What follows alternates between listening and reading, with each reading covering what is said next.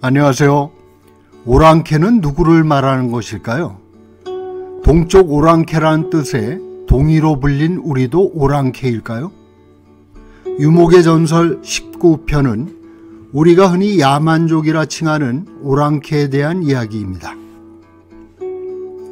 오랑캐라는 단어를 처음 들은 건 풍금이 울리는 초등학교의 음악 시간이었습니다. 무찌르자 오랑캐, 중공 오랑캐. 그 노랫말에는 우리가 오랑캐가 아니라는 선언도 은연중에 담겨 있었습니다. 그런 믿음이 깨진 것은 중학교의 국사 시간이었죠. 동방에 해 뜨는 나라이며 찬란한 문화와 반만년의 역사를 지닌 배달의 민족이 동쪽 오랑캐라 불렸다는 사실은 충격이었습니다. 그나마 야만스러움과 거침과 도적의 의미를 벗어나 화를 뜻하는 동일한 호칭을 엉거주춤 받아들이며 오랑캐란 말은 한동안 뇌리에서 잊혀갔습니다. 요즘 들어 오랑캐가 되살아나고 있습니다. 1대1로를 내세워 거대 제국을 꿈꾸는 중국에 대한 반감 탓인지 그 주변부라 할 오랑캐에 대한 관심이 높아진 듯합니다. 오랑캐라는 말처럼 아이러니하고 미스터리하며 서스펜스하며 스펙터클한 말도 없죠. 우선 오랑캐가 누구인가라는 종족적으로도 논란이 많은 물음입니다. 오랑캐가 몽골 고원의 한 부족인 오리앙카이를 뜻한다는 주장도 성급합니다.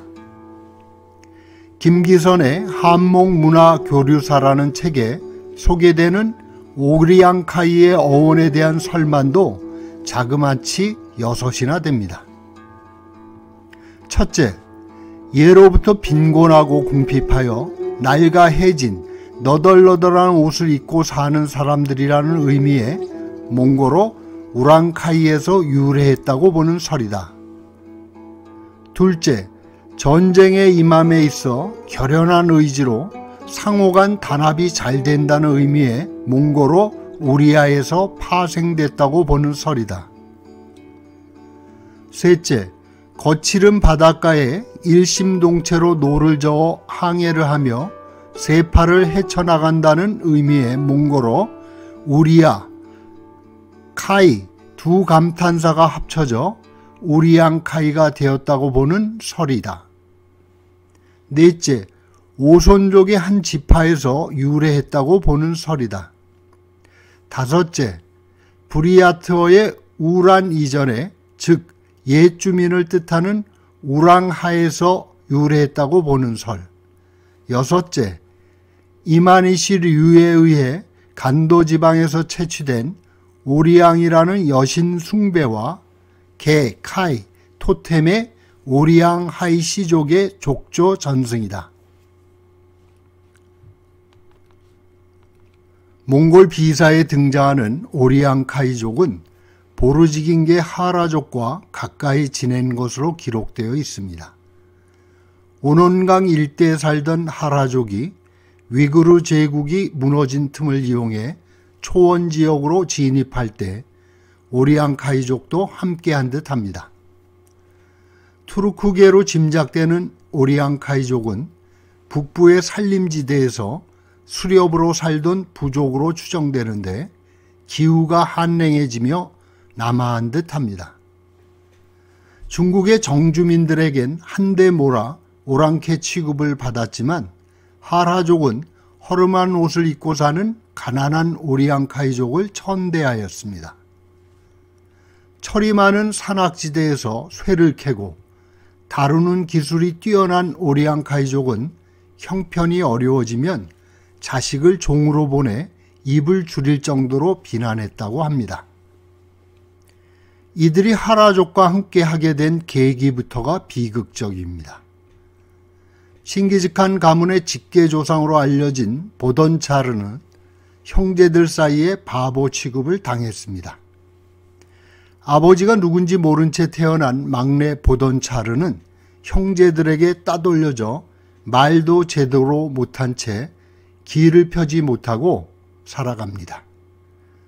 어머니인 알랑고아가 죽은 뒤에도 재산을 나눠받지 못한 보돈차르는 비루 먹은 말 한 마리를 끌고 혼자 살게 되었는데 오리앙카이 유목민의 도움으로 생계를 이어나갑니다. 바보도 재주는 있었는지 제 형제들에게 일러 이 유목민 게르를 습격하여 남편을 죽이고 부인을 빼앗습니다. 그녀는 임신한 상태였는데 그때 태어난 아이의 이름을 자지라다이라고 지었습니다. 타성바지 자식이라는 뜻이죠. 그가 후에 자다란 씨의 조상이 되고 태무친과 안다였다가 숙적이 되어 죽임을 당하는 자모카가 바로 그 후손이라 합니다. 오리앙카이족은 수련민답게 용감하고 싸움에 능했습니다. 천대를 받으면서도 칭기즈칸의 제국을 건설하는 데 큰 공을 세웁니다. 어린 태무친의 노예로 바쳐진 젤메는 후에 그를 보위하는 사준사구의 일원이 됩니다. 그의 동생인 수부타이는 전쟁터에서 맹위를 떨친 백전백승의 명장이었죠. 오리앙카이족은 후에 오이라트족에 들어가 준가르 제국을 세우기도 하지만 몽골 제국이 무너지며 볼가강 유역과 신장 지역으로 흩어지게 됩니다. 러시아의 영향권에 들어가면서 일부는 칼미크 공화국이나 투바 공화국으로 흡수되나 간섭을 싫어한 일단의 오리앙카이족은 몽골 알타이 산맥으로 깊숙이 들어가 유목 생활을 이어가고 있습니다. 조선시대의 기록에 따르면 오랑캐는 두만강 주변에 살던 여진족들을 일컬었습니다. 그들은 어진왕의 살핌을 받지 못하여 늙은 부모를 가죽 부대에 담아 활로 쏘아 죽이는 야만족으로 여겨졌죠. 동쪽 오랑캐인 동이가 피차 비슷한 입장의 유목부족을 오랑캐라며 깔본 것은 유교를 국시로 삼은 조선조에 이르러 극심해집니다. 중국의 정주 문화를 숭앙하며 소중화를 자처한 조선의 입장에서 보면 어떻게든 자신들을 오랑캐들과 구별지을 필요가 있었을 것입니다. 고려조까지만 해도 원제국에 자신들을 위구르나 탕구투, 사라센인 등의 서방계 부족인 생목인 등급으로 올려달라고 청한 기록이 있으니 스스로 서융에 준하는 오랑캐를 자원한 셈입니다. 당시 고려인은 개와 같은 취급을 받던 중국의 한족보다는 한 등급 바로 위로 대우받았다 합니다. 존주 휘편에는 명나라의 궁녀였던 굴씨가 청나라의 예친왕을 면전에서 조롱한 글을 호기롭게 전합니다. 면사를 들이운 예친왕을 보고 남자도 면사를 한단 말인가? 정말로 오랑캐로구나 라고 조롱한 일화야말로 오랑캐에게 망한 명나라에 대한 충성과 오랑캐인 청나라에 대한 멸시를 담고 있습니다. 오랑캐면서 오랑캐를 조롱하는 모순을 지적한 것이 연암 박지원입니다. 열하일기에는 의복이 명나라 것과 닮았다고 자랑하지만 그것은 상복이 아니냐. 머리를 깎지 않는다고 자랑하지만 상투는 남쪽 오랑캐 풍속과 같지 않느냐. 티끌만큼도 그들 청나라보다 낫지 못하면서 상투 하나 가지고 잘난 체 하다니 라며 당시의 사대부들을 통렬히 풍자하고 있죠. 역사를 돌아보면 중국의 주인은 절반 이상이 오랑캐였습니다. 훈루와 돌궐, 위구르와 같은 유목제국의 영향력과 진나라, 당나라의 개국시조들의 혈통도 초원의 오랑캐족과 떼어 생각할 수 없습니다. 거란족이 세운 요나라, 여진족의 금나라, 몽골족의 원제국, 만주족의 청나라로 이어지는 중국은 오랑캐의 나라라고 할 만합니다.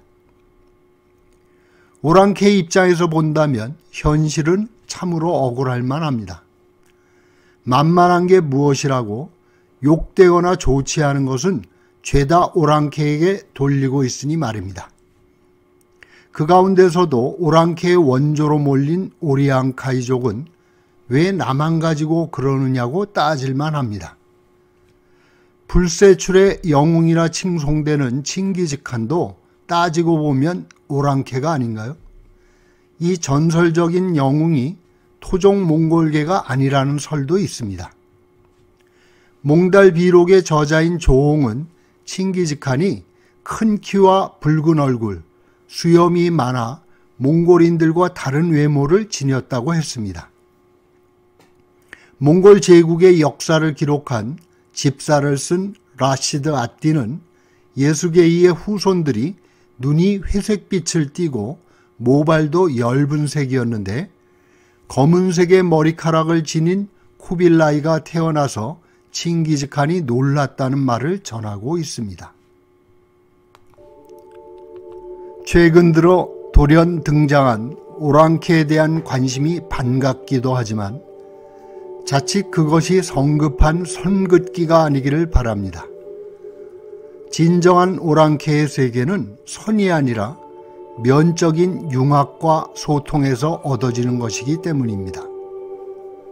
지리적으로나 역사적으로도 단일한 혈통을 유지할 수 없었던 우리 민족의 기원에 대해 경계해야 할 것은 오랑캐든 소중하든 성급히 선을 그으려는 분별이 아닐까 싶습니다. 그것은 오래도록 지배계급이 심어온 백의 민족 같은 순혈주의만큼 위험한 일입니다. 최근 들어 우리 민족의 기원을 찾아 오랑캐의 성지라 일컬어지는 바이칼이며 흥한령이며 깃발을 앞세우고 찾는 걸음에도 사려가 있어야 할 듯합니다. 그것이 자칫 씨알과 젓갈과 방아나 고수, 고인돌과 같은 우리 안에 또 다른 남방 농경 문화의 요소들을 배척하거나 무시하는 근거가 되어서는 곤란하다고 생각됩니다. 본토에도 없는 짬뽕이라는 창의적인 요리를 만들어내고 여러 장르의 음악을 한 곡에 담는 방탄소년단의 음악이야말로 디지털 노마드 시대를 살아가는 우리 안의 유목인자가 아닐까 싶습니다. 통섭과 융합, 그리고 속도와 응용의 능력이 요구되는 4차 산업시대를 맞아 유목적 기질을 살려내고 있습니다. 세계가 하루거리로 좁혀진 글로벌 시대에 근본은 중요하지 않아 보입니다. 근본 모를 오랑캐란 말은 더 이상 욕이 되지 않는 세상이 되었습니다. 다양성과 소통을 중시하는 다원화된 세계에서 허리가 잘린 한반도 안에 갇혀 지내는 동안 체득된 편가름과 선긋기야말로 우리가 경계해야 할 지점이 아닐까요? 우리가 어디에서 왔는지를 찾기보다 우리가 어떻게 살아야 할지를 생각하는 계기가 되어야 할 것입니다. 편협한 성에 갇히지 말고 말을 타고 바람처럼 떠도는 자유로운 사고야말로 오랑캐의 근본이 아닐까요? 오늘도 몽골 이야기를 함께 나누게 되어 즐거웠습니다. 몽골 유목민의 이야기 많이 구독 신청해 주시길 바랍니다. 주변에 관심 있는 분들에게도 공유해 주셔서 사라져가는 초원의 이야기들이 널리 전해지기를 바랍니다. 고맙습니다.